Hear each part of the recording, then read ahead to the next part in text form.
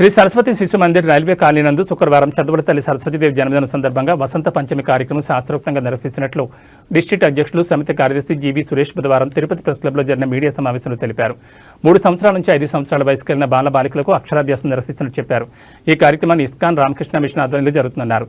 తిరుపతి పుర ప్రజలు సదవకాశాన్ని సద్వినియోగం చేసుకుని మీ చిన్నారులకు అక్షర స్వీకార మహోత్సవం చేయించి శ్రీ సరస్వతి శిశు మందిర్లో చేర్పించి చిన్నారుల ఉజ్వల భవిష్యత్తుకు పునాదులు వేయాలని విజ్ఞప్తి చేస్తున్నామని చెప్పారు. ఈ కార్యక్రమంలో సమితి కార్యదర్శి జీవీ సురేష్, డిస్ట్రిక్ట్ విద్యా వాలంటీర్ అనుపమ, స్కూల్ అధ్యక్షులు హేమంత్ కుమార్, డిస్ట్రిక్ట్ స్కూల్ కార్యదర్శి రవిశంకర్, స్కూల్ సహాయ కార్యదర్శి Chandrasekhar, headmistress Ramalakshmi, administrative officer Hemalatha, Shishuvatika ప్రముఖ భాగ్యశ్రీ పాల్గొన్నారు.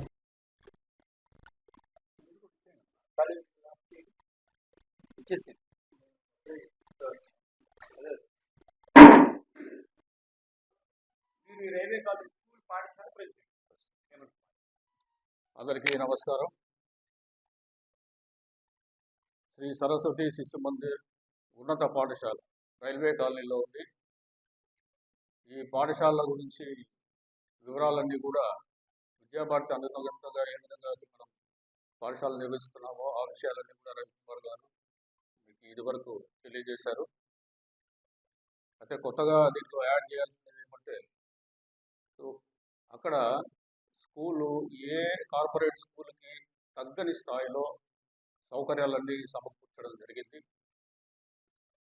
ఇది సంఘము చేత సంఘ శ్రేయస్సు కోసం పనిచేసే స్కూల్. అందుకోసం ఇక్కడ ఫీజులు కూడా ఎక్కువగా ఉండవు, కార్పొరేట్ స్థాయిలో ఉన్నట్టుగా ఉండవు.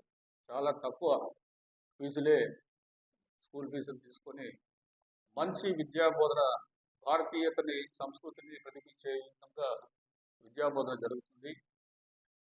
అన్నీ కూడా digital class rooms, play material కూడా చిల్డ్రన్ 2 రకాలుగా, పెద్ద పిల్లలకు ఒక రకంగా, చిన్నపిల్లలకి ఇంకో రకంగా ఏర్పాటు చేయడం జరిగింది. క్లాస్ రూమ్లన్నీ కూడా డిజిటలైజ్ చేశాం. మంచి ఇంటరాక్టివ్ ప్యానెల్స్ పెట్టేసి ఒక సెమినార్ హాల్ కూడా ఏర్పాటు చేసి అందులో స్కిల్ డెవలప్మెంట్స్ కూడా పిల్లలకి నేర్పిస్తూ ఉంటాం. ఆటలే కాకుండా,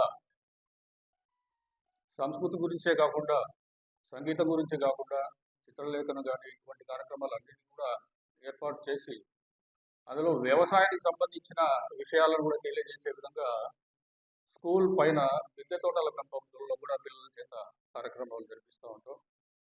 సర్వాంగీణ వికాసము అంటే హోలిస్టిక్ డెవలప్మెంట్, చిల్డ్రన్లో హోలిస్టిక్ డెవలప్మెంట్ తీసుకురావాలనే ఉద్దేశంతో మనం ఈ స్కూల్స్ అన్ని ఏర్పాటు చేసుకోవడం జరిగింది.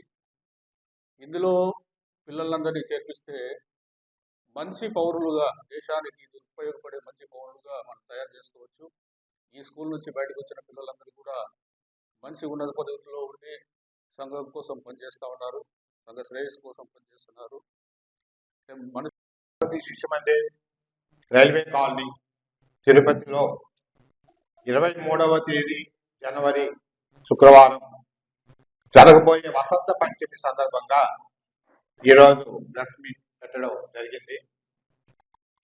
బాలబాలికలలో మంచి విద్యా ప్రమాణాలు కలిగి, విద్యతో పాటు భారతీయ సంస్కృతి సాంప్రదాయాలు, మానవీయ మరియు నైతిక విలువలు, ధర్మనిష్ట, దేశభక్తి, క్రమశిక్షణ మొదలైనటువంటి సద్గుణములను పెంపొందించే లక్ష్యంగా అఖిల భారతీయ స్థాయిలో మొట్టమొదట లక్నో కేంద్రముగా ఉత్తరప్రదేశ్లో ఉన్నటువంటి గోరఖ్పూర్లో 1952వ సంవత్సరం ప్రారంభించబడింది. ప్రస్తుతము దేశమంతా వ్యాప్తి చెంది సుమారుగా 30,000 పాఠశాలలను నిర్వహిస్తున్నటువంటి అతి పెద్ద విద్యా సంస్థ విద్యాభారతి. ఈ విద్యాభారతికి అనుబంధంగా మన ఆంధ్రప్రదేశ్లో శ్రీ సరస్వతి విద్యాపీఠం 1972వ సంవత్సరంలో శ్రీరామనవమి పర్వదినమున ప్రారంభించబడి ప్రస్తుతం ఆంధ్రప్రదేశ్లో సుమారుగా 300 పాఠశాలని నిర్వహించబడుతున్నది. ఈ సంస్థకు అనుబంధంగా 1982వ సంవత్సరంలో మన తిరుపతి నగరంలో శ్రీ సరస్వతి శిశు మందిర్ ప్రారంభించబడి దినాభివృద్ధి చెందుతూ ప్రస్తుతం రైల్వే కాలనీలో నర్సరీ నుండి 9వ తరగతి వరకు నిర్వహిస్తూ రాబో సంవత్సరంలో 10వ తరగతి కూడా ప్రారంభించబోతున్నామని తెలియజేస్తున్నందుకు చాలా సంతోషంగా ఉంది. మరి ఈ పాఠశాల యొక్క ప్రత్యేకతలు అన్నింటితో పాటు ఆంధ్రప్రదేశ్ ప్రభుత్వంచే గుర్తింపు పొంది జాతీయ విద్యా విధానాన్ని అనుసరించి నిర్వహిస్తున్నటువంటి పాఠశాల.